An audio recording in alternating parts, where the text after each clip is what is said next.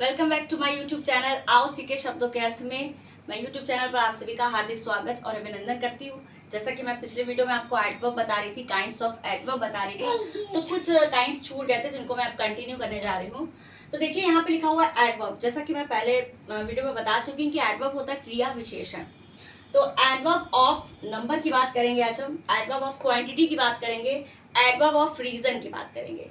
तो adverb of number, number से आप समझ सकते हैं कि संख्या की बात हो रही है कि किसी भी एक्शन को या कोई भी कार्य अगर हो रहा है तो उसकी होने की संख्या को जो दर्शाए वो हमारा होता है एडवर्ब ऑफ नंबर। ठीक है, यानी ये क्वांटिटी बताए किसकी, एक्शन की कि एक्शन कितनी बार हो रहा है, तो इसको बोलेंगे एडवर्ब ऑफ नंबर।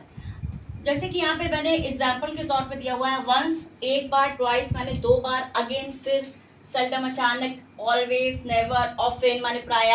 मतलब ऐसे एग्जाम्पल कई हैं जिनको हम अपने एडवर्ब ऑफ नंबर में यूज करते हैं। जैसे he has not seen her once, उसने उसको एक बार भी नहीं देखा। ठीक। शी सर्डम डांस, उसने अचानक क्या किया, नृत्य किया। थर्ड नंबर लिखा हुआ है ही फ्रीक्वेंटली कम्स अनप्रिपेयर्ड, यानी वह हमेशा, फ्रीक्वेंटली मतलब अक्सर, अनप्रिपेयर्ड मतलब बिना तैयारी के आता है। Is it clear? तो हमने यहाँ पे बताया वंस, सेल्डम एंड फ्रीक्वेंटली। ठीक है, जो कि इंडिकेट करता है एडवर्ब्स ऑफ नंबर को। अब हम आते हैं सेकंड पे, एडवर्ब ऑफ क्वांटिटी। क्वांटिटी से आप समझ रहे होंगे किसी भी की मात्रा बता रहा हो, किसी की मात्रा बताए या किसी मात्रा को दर्शाता हो, वो हमारा क्वांटिटी बताता हो, वो एडवर्ब ऑफ नंबर है।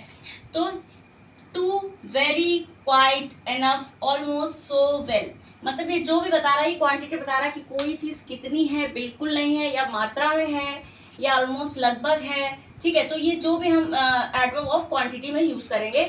ही वॉज टू केयरलेस, मतलब ही वॉज टू केयरलेस, वह लापरवाह भी था।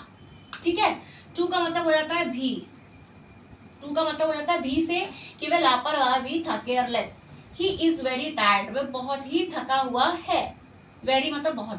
जो मैंगो थे वो लगभग क्या हो गए थे, पक चुके थे। ठीक है, राइट माने होता है पका हुआ, ऑलमोस्ट मतलब लगभग, मतलब मात्रा में क्या हो गए थे, पक चुके थे। You are altogether mistaken, मतलब तुमने सब एक साथ ही इतनी सारी गलतियां की हैं। ओके, एक साथ, all together.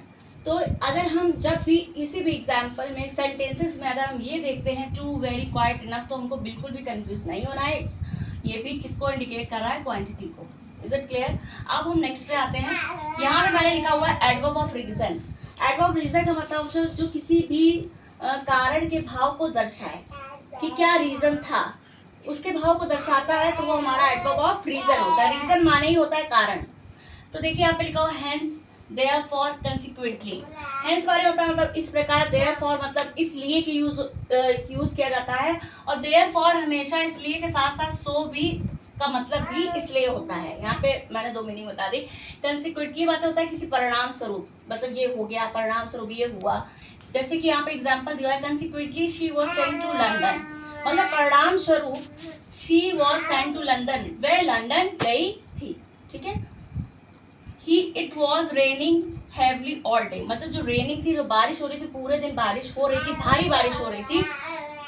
Hence the match was postpone, तो इस प्रकार क्या हुआ, द मैच वॉज पोस्टपोन, जो मैच था वो क्या हो गया, स्थगित कर दिया गया था। ठीक है, तो यहाँ पे आप देख सकते हैं कि रीजन बता रहा है कि किस कारण से क्या हो गया, मतलब वो लंदन गई थी परिणाम स्वरूप, कंसिक्वेंटली। ठीक है, और रेनिंग जो हैवली हुई थी, लेकिन उसका क्या परिणाम हुआ, बाद में मैच क्या हो गया, पोस्टपोन हो गया था, यानी इस प्रकार।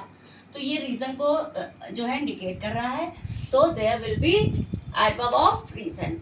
तो मुझे पूरी आशा है कि आज मैं जितना आपको समझा पाई हूँ, पूरी कोशिश कर रही थी, तो आपको समझ में आया होगा। लेकिन फिर भी मैं आपसे बार बार कहती हूँ, अगर कोई कन्फ्यूज़न हो या मुझसे कोई कन्फ्यूज़न हो तो आप ज़रूर मैसेज बॉक्स में ज़रूर लिखिए, ताकि मैं आपकी क्वेरी को समझ पाऊँ। हर रोज़ की तरह मैं आपको दो वर्ड्स ज़रूर बताती हूँ इंग्लिश के। तो मेरा आज का पहला वर्ड है जो कि है डिस्पर्स, DISPERSE।